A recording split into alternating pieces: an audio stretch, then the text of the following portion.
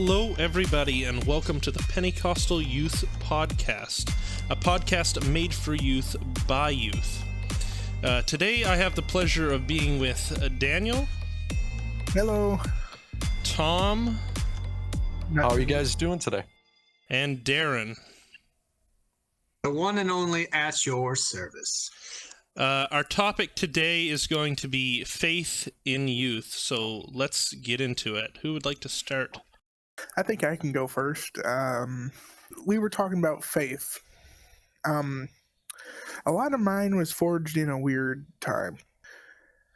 My family left the church that I'd been in since I was born. We went to probably the driest church you could ever go to. It was literally my family and occasionally the pastor's family who were there.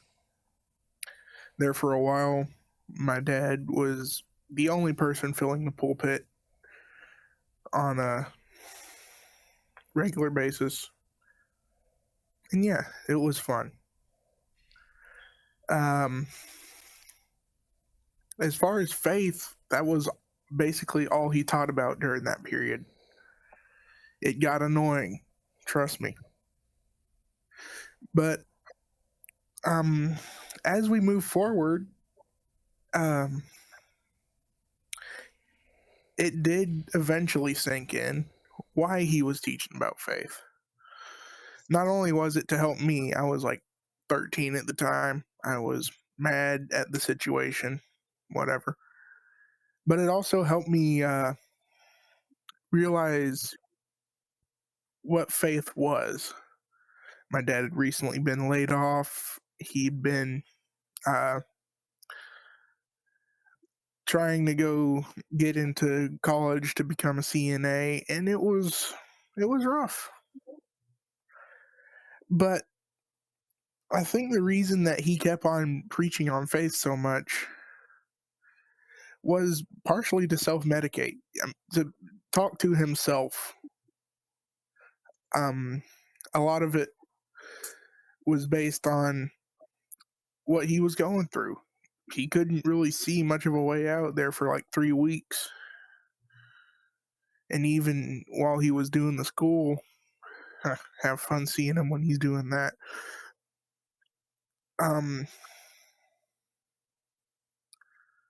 But it helped me realize that it's something that I need to hold on to. And it actually came in very helpful along the line. A few years later, my littlest sister was born early, and she spent about a month in the NICU. She was on oxygen. She couldn't really do a whole lot. And we were going back and forth as a 30-minute drive one way to get there. And we were active in our current church now. This was several years later, but I got asked by the pastor's son, "Why are you so chill?" I hadn't even thought about this.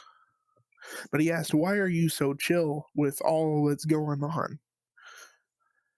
And I was only able to look back at what my dad had taught about faith and how that is something that whenever nothing else looks right, that's what you need to be able to hold on to. And that's what has got me to the point where I am, to where Corona didn't really faze me. I just moved on, dealt with it. But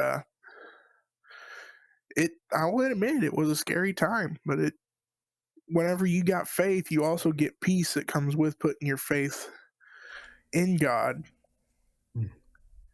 And you are able to deal with stuff a lot better than you would normally. Mm-hmm. As I went on, there was this one time I was helping a minister pack up their equipment. As a children's minister, they had a full set. They were ready to get gone. They had another engagement to get to. I was helping pack it up, carrying a tote, and I fell. Broke my right foot, a little bit above the ankle. It was about 90 degrees to the rest of my leg. I knew it was broken. And I sat there and asked God why. But right as I was asking God why, I was able to find that peace because God was who I turned to first whenever I was wanting answers. So I still had faith even whenever I was questioning him.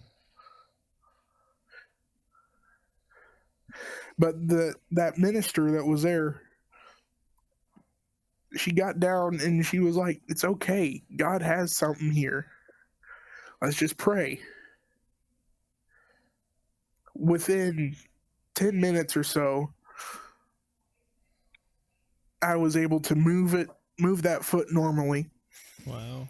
It was still very sore, and I had like 3 days worth of walking with it in a brace. But I was able to, with support from my parents, walk out of there and head to the hospital to get it checked out. Paramedics had been called, but they did not need to do anything. And as I got in there, I was still kind of shell-shocked. I was still kind of mad that it happened. But I was able to move it and realize that God had something there.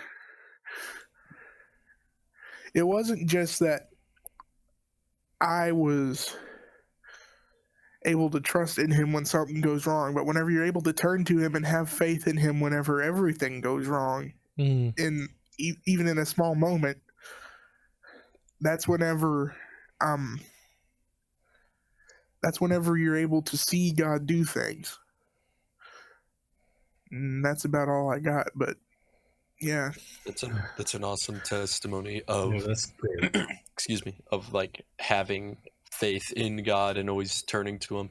And I like what you said, like even when you were in extreme pain, even though you were questioning God's motives, that wasn't a lack of faith, rather it was a direct expression of your faith because you were looking to God for an answer.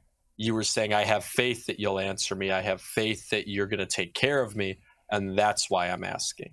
You know, most people would be like mad, like, come on, God, why my leg?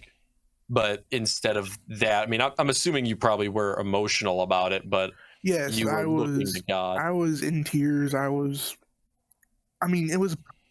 never broken a bone that bad before. And so it was a pain that I had not experienced. Yeah. But at the same time, through all that, I was able to look to God and say, okay, what's your plan? Not that calmly, not that. Yeah. But I was able to say, what is going on? Instead of just being outright mad that this even happened. Because when you look at when Jesus was tempted,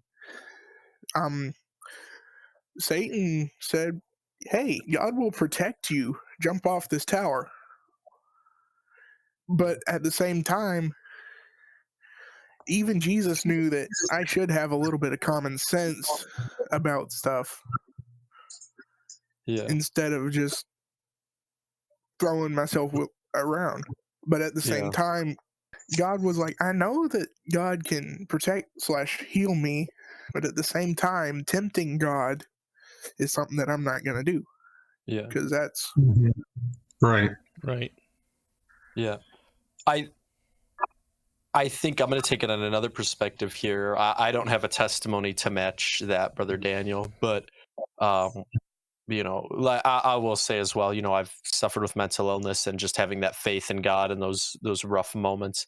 But I want to more focus, at least with what I'm about to say, about how hard it is to be a youth in today's modern day and age and to be a Christian, you know. Yes, that is tough. As somebody who graduated 2 years ago, the culture is whack. Yeah, I mean, my fiance, Connie, she was the only one in her entire family who was apostolic since she's been 11 years old. You know, so you know, it's impressive that she's still in the faith and her faith is as strong. You know, especially because we are in a world totally different than I feel like a lot of ministers grew up in. You know, Yes. back 20, 30 years ago, I heard a apologist put it this way: back 20 or 30 years ago, you could tell somebody, hey, it's in the Bible. And they're like, oh, well, if it's in the Bible, that's what we should believe, you know? But nowadays, people, if you tell them, oh, it's in the Bible, people will be like, oh, I don't care. You know, people are now requiring proof to everything. People are not willing to have that faith anymore. And I feel like it can be rough being a youth, especially in school and in those secular contexts, trying to just keep that faith, you know. And I definitely think that, you know, the Bible is, you know, it says Romans 10:17, so faith comes from hearing and hearing through the word of Christ, you know, knowing who Christ is, knowing his word and what he said, reading the word of God in general will bolster faith. But, you know, I think it's really impressive, the youths nowadays who are keeping the faith, because it's definitely not easy. And it's only getting harder as school systems and education systems are more and more secularizing and focusing, I would say, on other religions, and Christianity, and being Christian is almost considered a bad thing, while being any other faith or atheistic is considered like a good thing, you know. Maybe you could speak more on that, Brother Waddles. I know you have more experience with the education system than us, but Well, on that, I mean, I like it how this is going, how this is already flowing with what Daniel's saying and what you said, because looking down at, you know, just ideas of what I wanted to discuss tonight, I mean, this is just perfect. That with development for all individuals, you know, it starts in our infancy. Right. That when we develop, that we encounter crisis, and it's based on these crises that we grow as individuals, and depending on how we react or how others react at the time, because we are creatures of habit and we like to mirror, especially in our younger years, we love to mirror how our peers, how our family does things.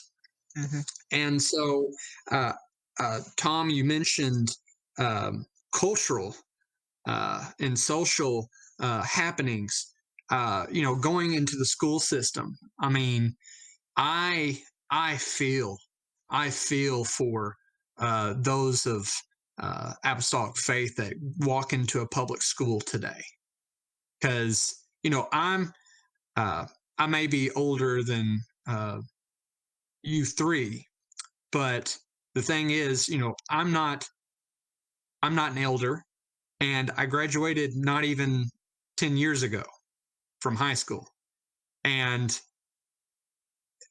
it is phenomenal to see how things have drastically changed in the time period that they have. I mean, it's sickening to see how our culture has degraded in such a way. And I'm trying to tiptoe on, because I don't know how far into how deep we can go into this. But just to see how things have altered and how things are now acceptable that otherwise previously were not, whether it be identification or whether it be certain lifestyles that are now acceptable and it's flaunted. It's not something you hide anymore. It's something that is in your face. And it's living in this culture. How do we move forward? Now, the topic with faith, though, I find it interesting because the generation that we have now, or at least the this generation that is that is in control. Okay, to be vague about it. This generation is living in a system of show me now. They want proof of everything, as Tom eloquently pointed out. And in this, it more specifically, statistics show that millennials and Gen Z, these generations, they want proof of everything, because millennials and Gen Zers, because they grew up with parents who were from Gen X and prior. And I'm speaking in general, I'm not saying that we in the podcast or those listening, but in general, millennials and Gen Zers, they want proof because they're tired of as the saying goes, do as I say and not as I do. They are wanting something tangible. They are wanting something that's real. And we aren't getting that per se in the world that we live in. So they adapt and they react in such a way that they fill in the gaps in this more. And I'm like I said, I'm being very cautious because I don't know how deep we can go. But to see how we have allowed things to go, these are fillers. These are fillers. This grasping of a more sinful nature that we see that's being flaunted. These are the fillers, because there was nothing there to say that it is wrong, because there is a lack of a faith there, that there is, we've lost because of this this secularization of our culture. We have lost the ability to accept the fact that there is a God, and our school systems, they reflect it. And that's why I'm sorry it took me so long to get to here. But this is the issue for our youth that are apostolic going into the public school system, or those that are just craving and wanting something tangible, that it's so hard for them to get converted into the faith because of how secular we have become. If we look at this example that I have, we in the secular world, they're more in tune with science, because science involves math, that it has some tangibility. We look at the scientist Stephen Hawking, okay? And Stephen Hawking, on June 28th, 2009, hosted a party. No one attended that party because he didn't send the invitations to that party until the day after the party, because he believed that when he sent out the invitations the next day, that time travelers would attend the party the day before. Now, this is a scientist. This is a well-renowned scientist that they have invested so much into, the same guy that wants to disprove and discredit God and the creation. All right? So he had enough faith. He had enough faith in that. But yet we can't, as individuals or as youths, we can't have the ideal of having a faith in a God. Okay. Yeah, definitely. Kind of going with what Daniel mentioned. there's times, especially in youth. I mean, you're going to have it in adulthood too. But when you're growing up, you have so many questions that are going through your mind, and it causes confusion. I mean, it affects everybody, and God wants you to ask questions. I mean, he's not just gonna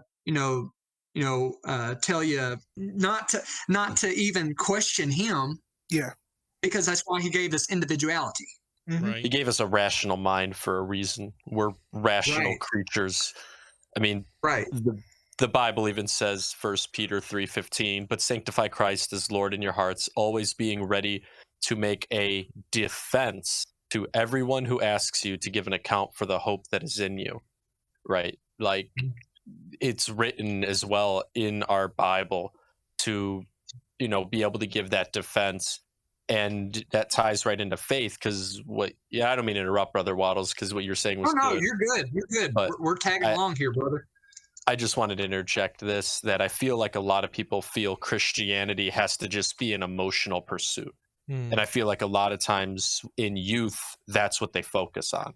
And as youth, and this isn't to say youth leaders are doing anything wrong. I'm not a youth leader, not anything like that. But the issue I see a lot of times is that they focus so much on let's get X amount of people prayed through the Holy Ghost. Let's be praying for everybody. Let's be talking about the emotions. How did we feel in this service?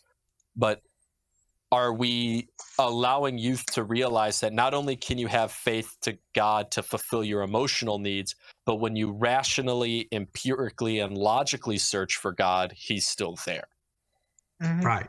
It's kind of the same concept as Job. I mean, Job went through trials. He went through trials.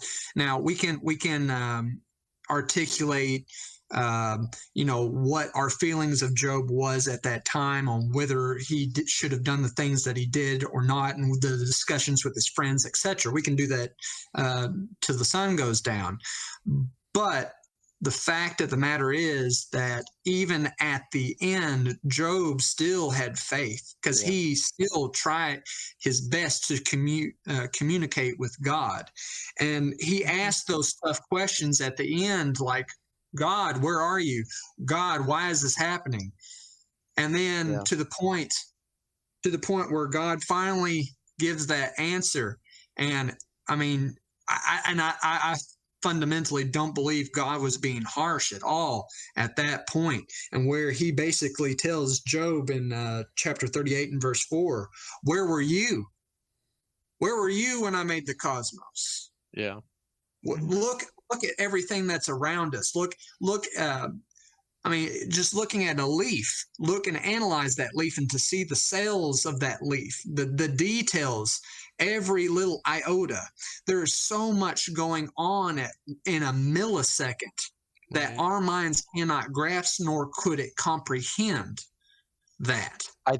I also think, real quick, and then I'll step out for a second, or I'll let Daniel say whatever he wants, because I bet Daniel has something to say.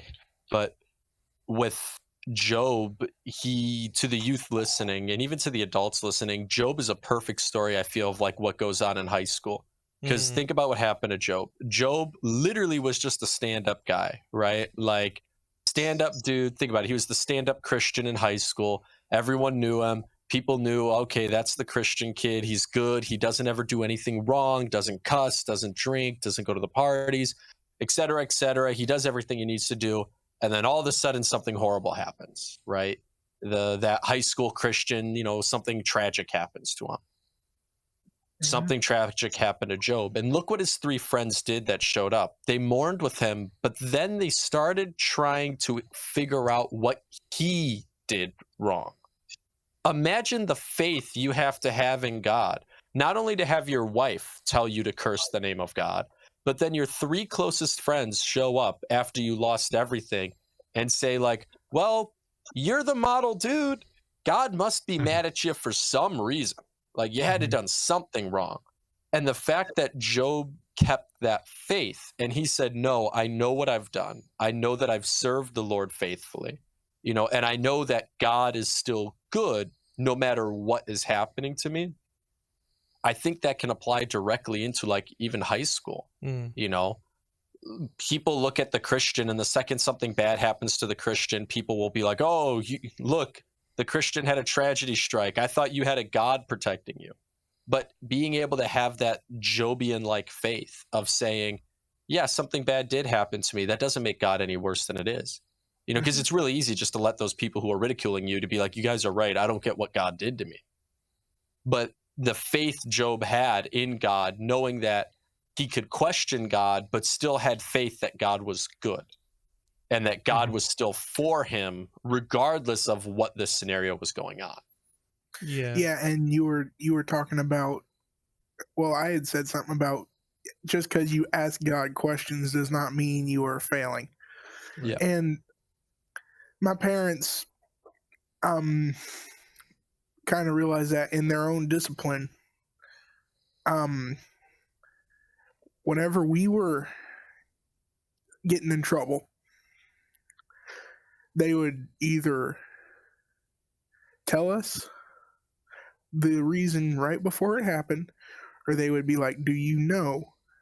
And if we could not say exactly what it was, because either we intentionally forgot or whatever, but whenever we couldn't understand or remember or just didn't want to deal with it, they were like, this is why this is happening.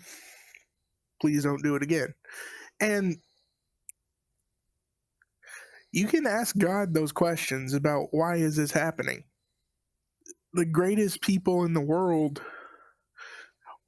as far as Christians, David, he knew what was going on, but he still decided to be repentant, go into mourning until Bathsheba's first child that he had with him died. Or even who was it, brother Chris? Who was it that came and they like kidnapped all the military men's like wives and kids with King David? Do you know? Does anyone know? Oh, I don't remember. I do not. Are you talking about Mephibosheth? When they wanted to stone him. Oh, okay. No, I don't. I remember the story. Yeah. Yeah. So I don't remember who it was, but essentially the story goes as follows: a bunch of everyone gets kidnapped. They all come back to the camp, and they're big mad at David because they're like, "Listen, you messed up," you know. And David, you know, literally goes into a point of mourning and just trusts God. He has faith in God, and you know, I mean, he could have very easily argued with his men and said, "This isn't my fault," but the faith again that David had to know that his men wanted to kill him, and instead of standing in front of his men and giving a big speech and try to re-get their alliance, he ran right to God in faith and knowing that God would answer him. Right. And another thing with this whole topic here that we're on right now is, like, if you listening right now are going through a time and you're wondering, why is this happening to me? Why am I going through this? That doesn't necessarily mean that you've done anything wrong. Most of the time you haven't. Yep. Bad things happen to good people. It happens. The rain falls on the just and the unjust. Correct. Exactly. God won't stop life per se just because you've been serving him well. Life will happen no matter what, because he's orchestrated all the laws of nature as they were intended, and then he left them. Right. He's like, I will be coming back for the bride that's able to go through all this and still be able to serve me. It's not the fact that, oh, I'm going to protect those who have been called by my name, who have been able to find my grace and are able to be shielded. No, it's God's looking for those who are able to go through life and still be able to find a reason to praise him. Man, you hit the nail on the head right there. Exactly. Oh my gosh. Because like Psalms, if Psalms was ever written for a reason, it's to let you know that God's going to be with you through the good, the bad, and the ugly. But regardless of it all, we need to give him the praise. Right. Regardless of the situation, God gives us one of the most fabulous tools, and that is his steadfast love and his mercy. Right. Like, even earlier today, just earlier today, I had a conversation with a good friend of mine. And this good friend of mine, just a couple of days ago, he lost his grandfather in a fishing accident. And he was talking to me about it. We had a nice, long conversation about it. But he was talking to me, and as we were talking, he was like, I don't know how people that don't have God go through this. Because even though I'm going through this difficult time, and I don't necessarily know the reason right now why I'm going through this, I have the peace of God with me through this storm. Yeah. And he even, just as Darren was just saying, talking about Psalms, he referenced it back to Psalms. He goes like, I kind of feel like I know what David was going through right now. And with the, mourning, but there's joy at the same time, because he was telling me, he's like, I know my grandfather was saved. I know he's with Jesus now. And that helps so much more with this process. And just knowing that we have God to go with us through these times that we struggle and we question, like, why am I going through this? That should help you so much more to get through it. Yeah. Well, even Paul and Silas, when they were in prison, what were they doing while they were in prison? Because I think this is the thing that, like, the guy learned. I learned, what do you do when you're going through these trials? Well, Paul and Silas were praying and singing hymns to God. Yeah. While they were in prison. And the verse goes, about midnight, Paul and Silas were praying and singing hymns to God, and the other prisoners were listening to them. Suddenly there was such a violent earthquake that the foundations of the prison were shaken. At once all the prison doors flew open and everyone's chains came loose. See, chains in this setting is physical, but they can also be spiritual chains. As youth, we can be going through a spiritual battle. As youth, we can be going through a physical battle.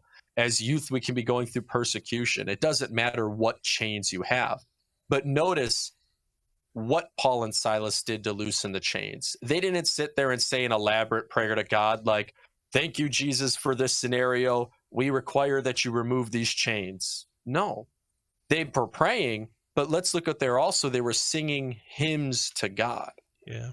They didn't do anything elaborate. If it was elaborate, it had been written out. We see that a lot in the Bible, elaborate prayers, purposeful prayers written out for a reason. But we hear they were praying and singing hymns. They were worshiping. Even though they were in the middle of the prison, they were worshiping. They were shackled, but worshiping. And it wasn't until they were praying and worshiping, and it says about midnight. Think about that. We don't know how long they'd been praying and worshiping. They could have been praying and worshiping for 5 hours, before those shackles broke. Who knows when they started? But because of their prayer, because of their worship, those things that bound them were loosened. And God did it in an awesome way. And I'm pretty sure if this is the right story, this is the one where salvation came onto the jailer's house that night. Yeah. Right. Right. So you don't know who is hearing your prayer and worship. You don't know who's watching your struggle. That jailer watched the struggle and knew who Paul and Silas were, saw the miracle of God, and then salvation came to his house that night. Don't ever discredit your struggle, because the faith you have through that struggle and through that moment of unknowing can very easily bring salvation to somebody who's watching you in your school. Exactly. I heard a story, if I could share it real quick. Yeah.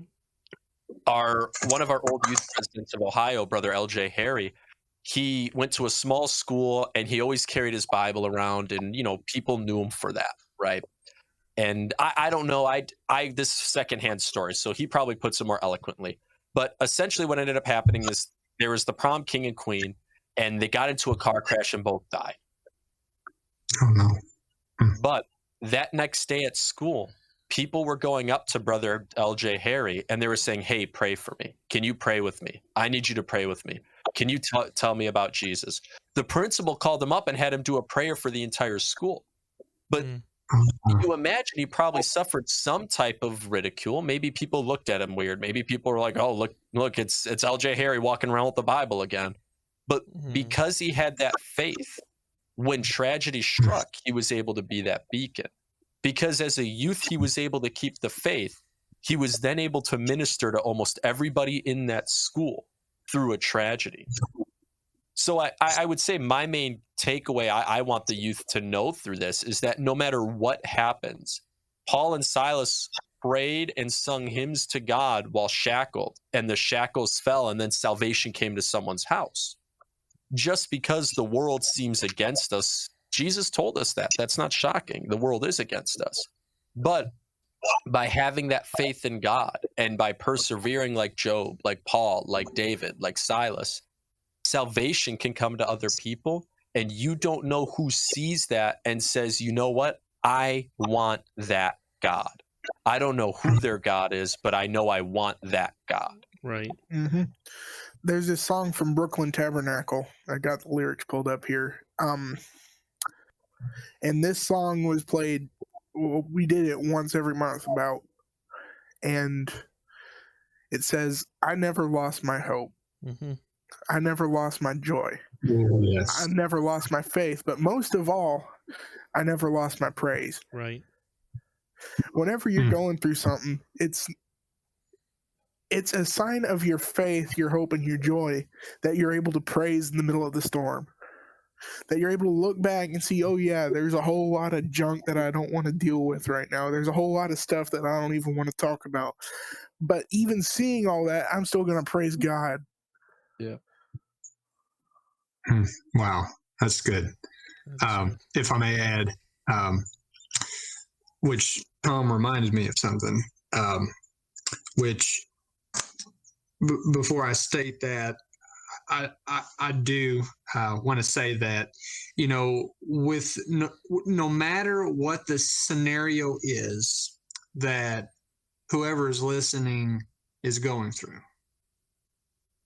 the Bible is just it's just fantastic because you can always find something new every time you read it. Yeah. No matter how many times you read it, there's always something new that pops out. And coming at it, I'm a social scientist. So I look at it through the human perspective. And if there was ever a book written about humanity and what we go through, it's the Bible. Yeah. And as it says in Ecclesiastes, there's nothing new under the sun. So if you think you're the only one in the world, well, there's a story in the Bible that tells us about someone else that went through the exact same thing you're going through. Exactly. And this is what kind of gets me to this point that Tom reminded me. It reminded me of a segment of Elijah's life, and where he's fleeing Jezebel because he is convinced that she is going to kill him. And the world around him, he has allowed the world to come at him and enclose him in a box. When he serves a God that is much bigger, that would have provided, but he allowed himself to be in that box. And he has a woe is me moment where, let's just say it's that one kid, and I'm being hypothetical. Let's say it's that one apostolic kid in a Los Angeles school district that, the world's against him. But Elijah, in that woe is me moment, that I'm the only one, God reminded him, hey, bro, you're not the only one.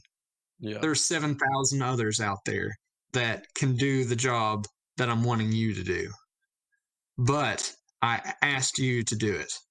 So we need to equip ourselves especially those youth that are in situations like that. We have to build a good network. I mean, PY, I mean, here, since this is a PY podcast, I mean, this is a great community right here. And you know, it's these situations right there, to have that kid in Los Angeles that's by himself or herself. This is a great networking tool, that we have a community that can build you up. This is the 7,000 that is here to build you up, Right. and to help you in your ministry wherever you go. That you don't have to be that Elijah put into a box and have that woe is me moment. That we're here to back you up, because it is a collection of the body that helps you build a stronger walk and a stronger faith. Mm-hmm. Yeah, Right. definitely. Even the story of Elisha and the servant, just when they were surrounded by the enemies, and Elisha prayed, "Open his eyes, Lord, so that he may see." Then the Lord opened the servant's eyes, and he looked and saw the hills full of horses and chariots of fire all around Elisha. I think we sometimes forget who is already fighting the battle, right? My pastor tells a story. He was going to fix a guy's house up, doing just renovations, and he went into the dude's basement, and the dude was one of those people who likes to recreate wars. So he would make a top-down model of the war, so he'd get like the whole battlefield and all the little soldiers. And my pastor said when he went down there and he looked at the field, he said God spoke to him in that moment and said, those people on the field can't see over the hill, but God, looking from the top down, can see everything. And I feel like sometimes, in the middle of this scenario, we're like, oh, God, like, where are you? Like the servant was like, Elijah, we're completely surrounded, we're done. But if we only remember that God has the top down view, Right. God sees everything going on, and we can't even begin to see what God knows is already happening. I think that's just another thing to bolster the faith, just always to remember that no matter what is happening, like what Brother Waddles said, those people who might feel isolated, if you come across this, put an application and join PY. We're a community. We're here for you. We want to be that. We're not your church, but we want to be that community. Maybe you're in a church with a small youth. We're a youth that you can be with. Maybe you're in a church that's not too active. We're a community that you can at least talk to people of the same faith with. But just to remember that God ultimately has ordained a purpose for everything, and that just having that faith, sometimes there's days I don't know what's going on. I don't know how I'm going to get through it. But you know what? God got me through other days, and I feel like that's something you learn as you get older too.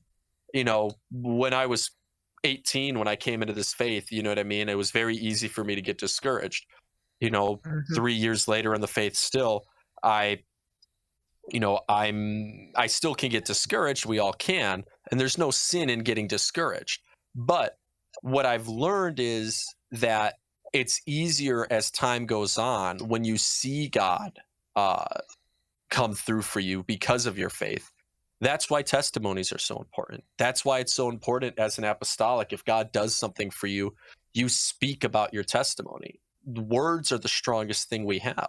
God spoke everything to an existence. He didn't just mold it with clay. He didn't just grab some dirt and just threw humans together and stuff. I mean, yeah, out of dust and all that, but everything was created through spoken and words. Right. The words of our testimony bolster the faith of the saints.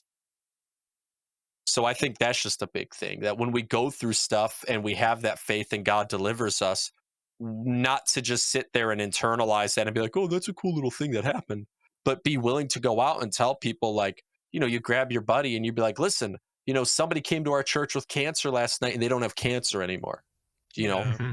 Being willing to say that, because you don't know, you might tell your friend that, and your friend might be like, well, I know somebody with cancer who needs to be healed.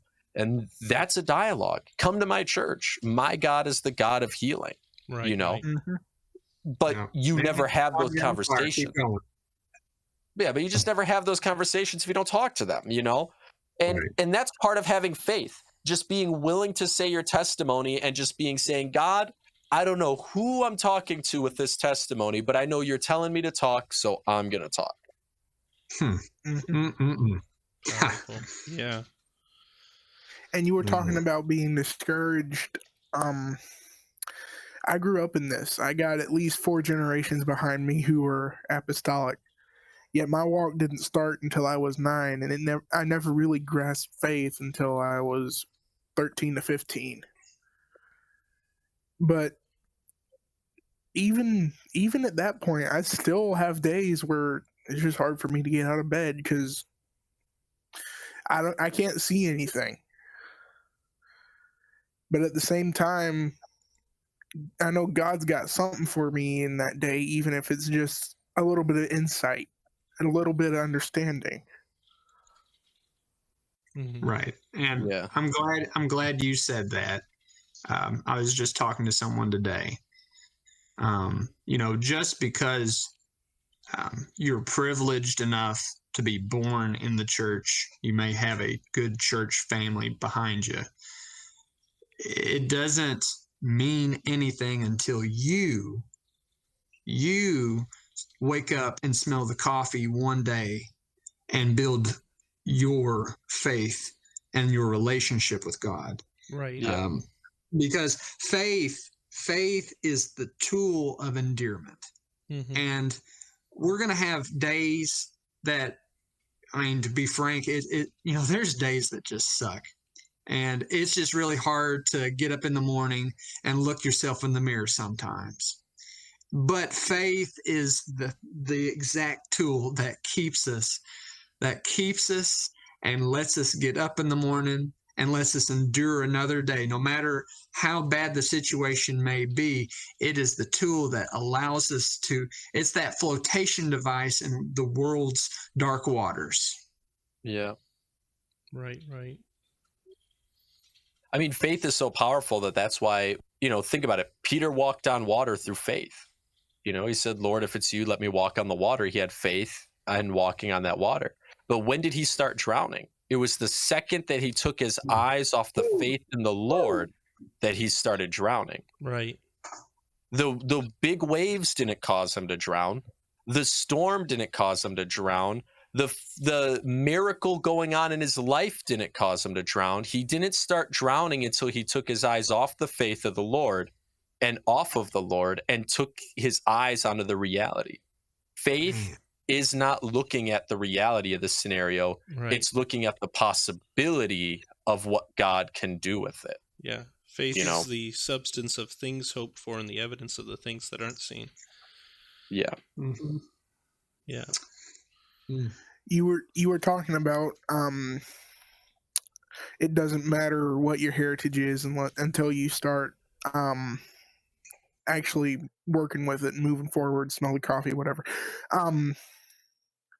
I forget what this verse, I think it was something that the prophet Elijah said. It might have been Elisha. I always get them confused, but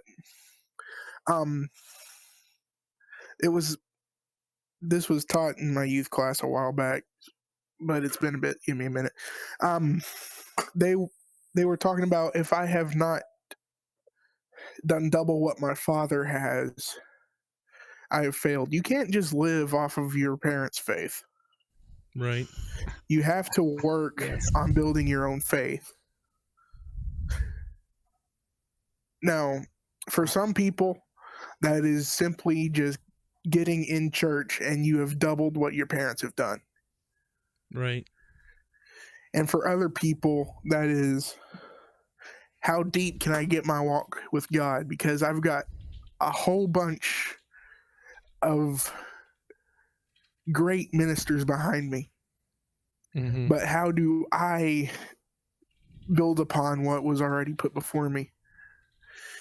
You don't start building that long genealogy without first laying a foundation in the faith. Right.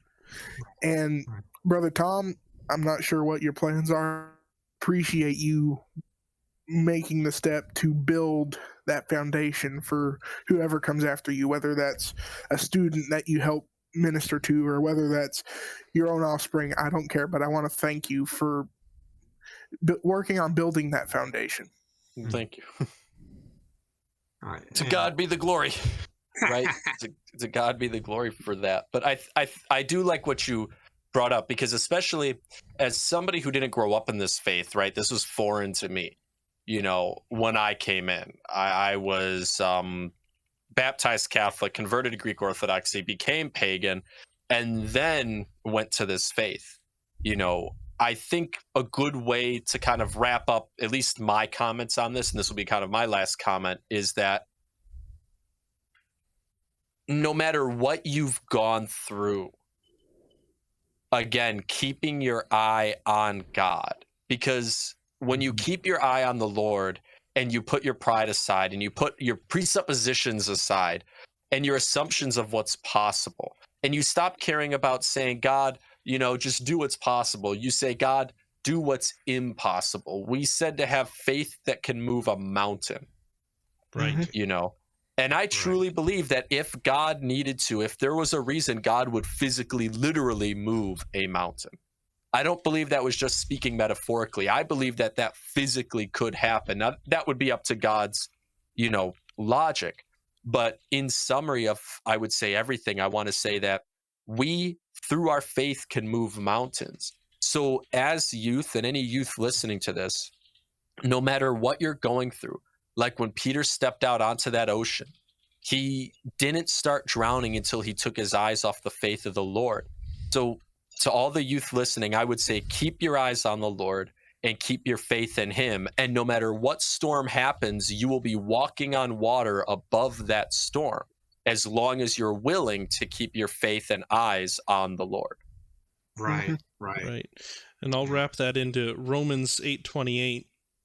We know that all things work together for good to them that love God and them that are called according to his purpose.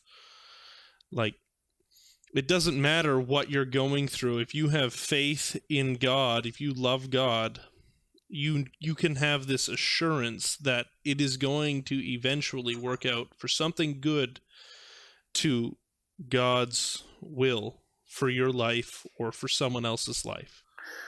That's good. Yeah. I guess I understand that we're probably over time, but I would say my last thing is just to remind everybody that we're just like the Israelites when they're heading to the promised land. We're going to get provided manna. That God's not going to just leave us high and dry. He's not going to do that. He's going to be there with us. He's going to walk with us. Sometimes it's, you may not feel his presence, but he's there. He's listening to you. But just because yesterday you had manna, don't hold on to yesterday's manna. Continue deeper, because you've been blessed with an experience, and that's why you're in the faith that you are. Don't depend on yesterday for the manna today, because the manna yesterday is going to spoil. Today is something new, and it's going to make you stronger. It's going to make you better, and it's going to, oh my goodness, the things that are to come. Right. Couldn't have said it better. Does anyone else have a couple last words here? Or I would just say I hope you guys enjoyed. Everyone who watched, thank you. This is the first episode of many, and I think I speak from all of us here and the other staff on the podcast team. I want to thank everyone who helped make this first episode happen, but also we're all super excited to keep making these episodes for you guys, and just to, bolster your guys' faith, and just in general talk to you guys. And, as the community gets bigger, we'll answer your questions if you have any. I mean, we're just really excited to do this, and I'm super grateful to be part of this team. And I just want to thank the entire team that's helped put this together. This has been an awesome experience so far, and I only see it getting better from here.